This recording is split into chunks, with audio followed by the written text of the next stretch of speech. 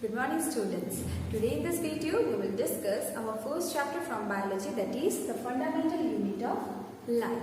So what is referred here as the fundamental unit of life? So first of all, let us know what is fundamental. Fundamental means very important thing from which everything evolves. Okay? Now you see our body. Our body is made up of what?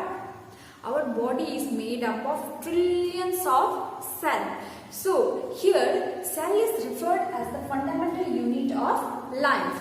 Now if I say what is cell, then you can define it as the fundamental organizational unit of life.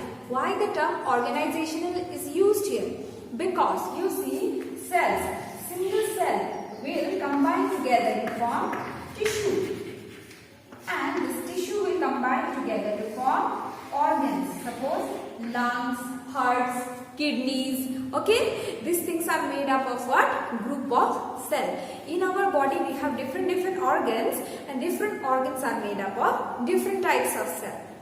Okay, and this different type of cells have different functions. Like now you see the cells of eyes. It has different function as compared to cells of my heart. Okay, now if I put the cells of eyes in my heart, it won't work because they have the peculiar function. Okay, based on number of cells, organisms are classified as unicellular or multicellular. Unicellular organisms means it is made up of only one type of cell, but that one type of cell is modified in such a way that it carries out all the functions. One example, you see amoeba. The cells, the body of amoeba is made up of only one cell, but it can change its shape. It's not it. But cell of my body, it cannot change its shape. Okay? They can change their shape because they are modified in such a way to perform their function, to catch the food, to catch the prey, to eliminate the waste material. The body can change the shape. Is it clear? Okay, now let us discuss about multicellular organisms. Multicellular organisms made up of more than one cell, like we human being, cow, dogs. Okay, in our body we have different types of cell, and different types of cell have different functions of their own. Okay, different type of cells means you can see in the diagram: nerve cell, eye cell, muscle cells. Okay, these are the different types of cells. They are of different shapes and different sizes. Okay, now you see each cell has got certain important component called its organelles, and the function of these organelles are different. Okay, each organelles will have their own functions. Is it clear? Now these organelles will constitute together, means they will make a group together to form a complete cell. Okay, now the interesting thing is that the cells, okay, the cells of all the organisms will have the same kind of organelles. Whether they may have some other functions, but the organelles present will be same in all the living organisms. Okay, now a question is there in your book, page number 59.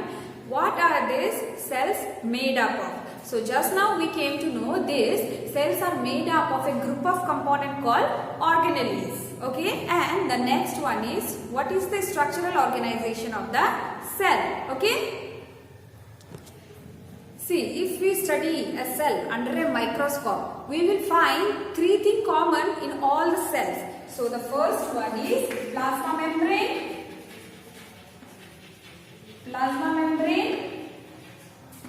nucleus, and the third one is cytoplasm. Now let us discuss about plasma membrane. Okay, it is the outermost covering of the cell, and it separates the content of cell from the outer environment. Means it do not allow these organelles to mix up with the outer environment. Okay, it acts as a security here. Okay, and you see this plasma membrane allow or permit the entry of some material. Okay, and it do not allow the entry of some other material. So that is why plasma membrane is also called selectively permeable membrane. Now what do you mean by selectively permeable membrane? You see, it allows the movement of only few particles. It do not allow everything to enter inside the cell, or it do not let everything to go outside of the cell. Okay, it permits very few substances to get in or outside the cell. That is why plasma membrane is also termed as selectively permeable membrane. Okay, now you see how this movement takes place, how things are coming inside the cell, how they are going outside the cell. So we will discuss about it. It occurs by the process of diffusion. Now what is diffusion? You see, the movement of particle from higher concentration to lower concentration is called what? Diffusion. Okay. Now you see what happened. We know that respiration, cellular respiration takes place in the cell. Now what is respiration? The process of what? Breakdown of simpler substances. Is not it? In the cell to produce energy, carbon dioxide and water. Is not it? So what happened? You see, the food that has been digested in our small intestine is brought to the cell along with oxygen. Is not it? So here what happened? Now cellular respiration will take place. After, what will the product of cellular respiration? Energy plus carbon dioxide plus water. Is not it? Now what will happen? The carbon dioxide is formed here. So what happened? If the amount of carbon dioxide is more in the cell, it will move outward. Okay, by the process of diffusion. Okay. So what I told you just now about diffusion. In diffusion, the particles moves from higher concentration to lower concentration to equilibrium the state, to equal the state. So in outer environment, what outside the cell, the amount of carbon dioxide is less. So it will move toward the outer environment. Okay. Now what happened? You see, the amount of oxygen is more outside the cell. So it will come inside by the process of diffusion. Okay. To maintain the balance. Okay. So in this way this cycle continues. The carbon dioxide get outside and the oxygen get inside, because the amount of carbon dioxide is more inside the cell, so it will go outward, and the amount of oxygen is less inside the cell, it will enter inside. Is it clear?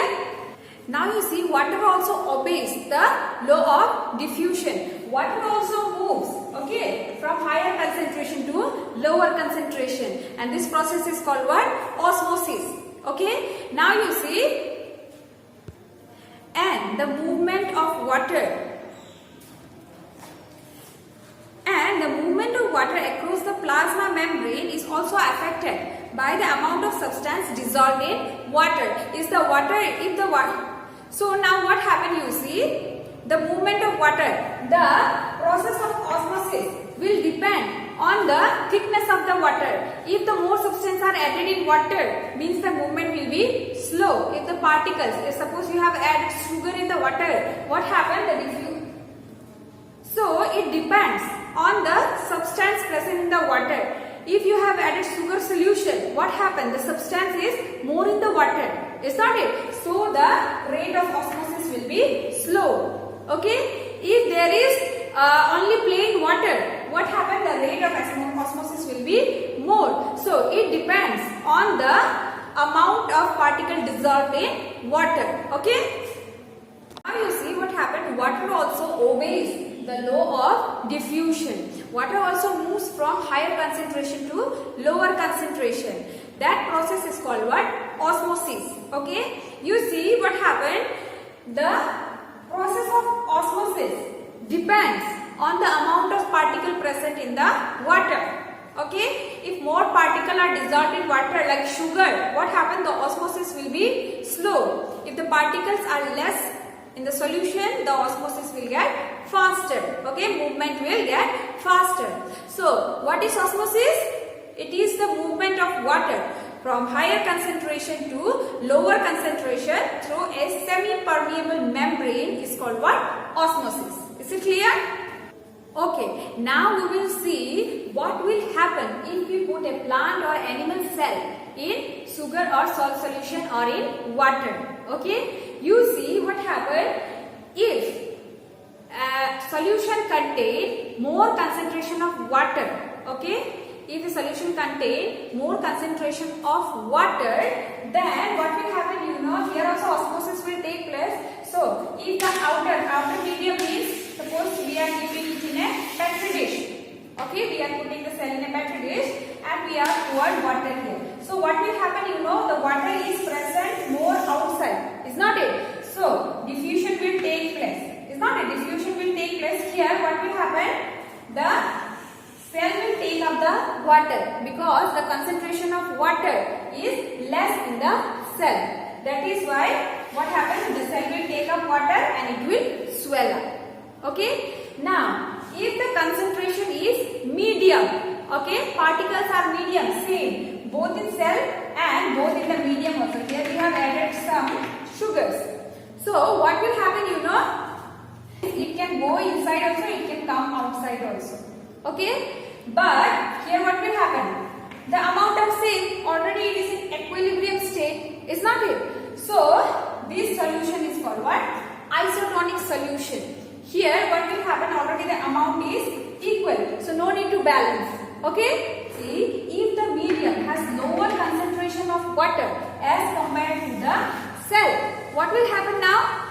The movement will be from inward to outward direction. Why? The amount of water is more here in the cell, is not it, as compared to the surrounding. So what will happen? The water will move from cell to the surrounding. Okay, so this type of solution is called what? Hypertonic solution. Okay, therefore what will happen? If it loses all the water in the surrounding, the cell will shrink. Is not it? So what we learn by this three solution, you see, if the solution is hypotonic, the cell will swell up. Okay, if the solution is isotonic, what will happen? The size of the cell will remain same because the amount of water movement was equal, it was already balanced. Okay, and if the solution is hypertonic, the cell will shrink. So keep this 3 points in your mind, that in hypotonic solution the cell swells up, in isotonic solution the cell remains same, and in hypertonic solution the cell shrink, it becomes smaller. Okay, so students, our first video ends here. The later we will discuss in the next video. Thank you and have a good day ahead.